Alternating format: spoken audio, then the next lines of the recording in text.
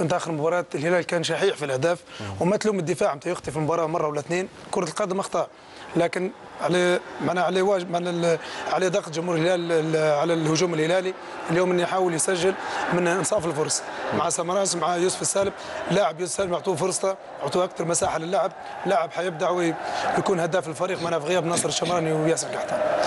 هذه اللوحه التي نشاهدها في استاد الملك فهد الدولي، وهذه المؤازره الجميله طبعا لعشاق الهلال، نشاهدها والمؤازره وتكون في بدايه طبعا وصفحه جديده لان يعود الى منصه التتويج، ونشاهد هذا الجمهور كما شاهدنا طبعا النصر. العوده للثار.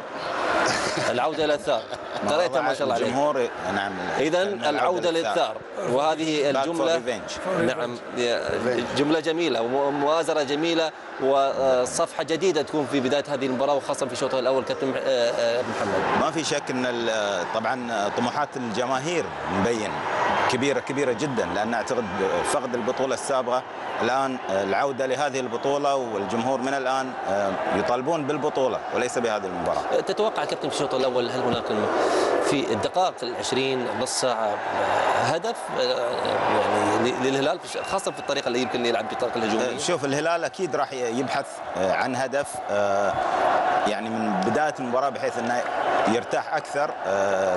الفريق الاوزبكي دائما الفرق الاوزبكيه تلعب بقوه، تلعب بطريقه دفاعيه مميزه، وتلعب على الهجمات المرتده.